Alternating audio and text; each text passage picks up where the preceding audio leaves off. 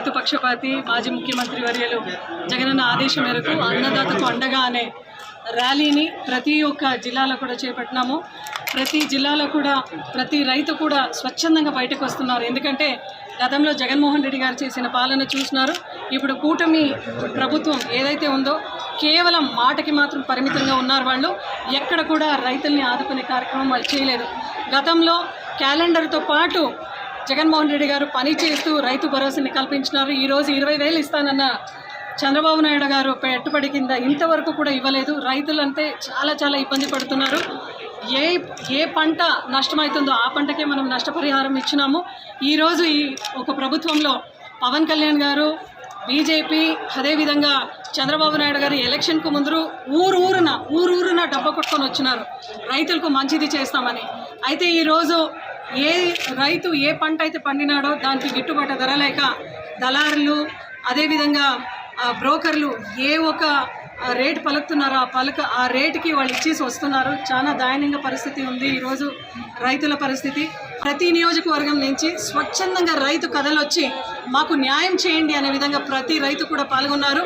ఇంత అంటే ఎలక్షన్ అయ్యి దాదాపు ఎలక్షన్ రిజల్ట్స్ వచ్చి 6 నెలలకు ఇంతమంది రైతులు రోడ్డుకి ఎక్కినారంటే నిజంగా దేశవ్యాప్తంగా కూటమి ప్రభుత్వం ఎంత ఫెయిల్యూర్ అయినారో అనే పైన ఒక చర్చ ఖచ్చితంగా జరుగుతుంది.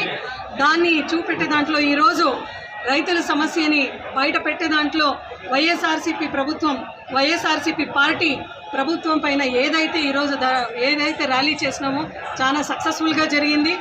6 నెలల పాలనలో చంద్రబాబు గారు ఇచ్చిన హామీలేవి నెరవేర్చకపోగా పూటొక కొత్త మాట చెప్తా ఉన్నాడు. బుకాయింపు ధోరణిలో ఈ పథకాలు చూస్తే భయం అవుతా ఉంది. రాష్ట్ర ఖజానాలో డబ్బులు లేవని అబద్ధాలు చెప్తా ఉన్నాడు. బడ్జెట్ ప్రవేశపెట్టడానికి 6 నెలల సమయం తీసుకున్నాడు. ఇతనికి పరిపాలన చేత కాదు, ఇతను ఏ పథకాలు ఇవ్వడని ప్రజలకు అర్థమైపోయింది. ప్రత్యేకించి రైతులకు గిట్టుబాటు ధర కల్పించడంలే, గడిచిపోయిన ధాన్యం కొనుగోలు చేయడంలే. గత ప్రభుత్వంలో పంట నష్టం జరిగితే ఏ సీజన్లో పంట నష్టం జరిగితే అదే సీజన్లో ఈ క్రాప్ బుకింగ్ చేసి వెంటనే రైతుల ఖాతాల్లోకి జమ చేసిన ప్రభుత్వం రైతు ప్రభుత్వం, జగనన్న ప్రభుత్వం. మరి ఇప్పుడు చూస్తే పూర్తిగా రైతు వ్యతిరేక విధానాలతోనే ముందుకు పోతా ఉన్నాడు. ఈయన ఉద్దేశం వల్ల రైతులకు డబ్బులు ఇవ్వాల్సిన పనిలే, విద్యార్థులకు డబ్బులు ఇవ్వాల్సిన పనిలే, మహిళలకు డబ్బులు ఇవ్వాల్సిన పనిలే, 50,000 దాటిన బీసీ ఎస్టీలకు డబ్బులు ఇవ్వాల్సిన పనిలే, అమరావతిలో పెట్టుబడులు పెడితే తన వ్యాపారం బాగుంటుందనే ఆలోచన తప్ప రైతుల గురించి ఆలోచన చేయడంలే. కాబట్టి రైతులు తిరగబడేటువంటి పరిస్థితి తెచ్చుకోవద్దండి. దయచేసి ఇంకా సమయం ఉంది మీకు, ఇప్పటికైనా మానుకోండి, ఆలోచనలు మార్చండి. అనంతపురం జిల్లా రైతులకు ఇబ్బంది జరిగేటువంటి కార్యక్రమాలు మానుకోవాలనేసి ఈ జిల్లాలోని 14 మంది శాసనసభ్యులకు వీరి ద్వారా ముఖ్యమంత్రి గారికి తెలియజేస్తారు.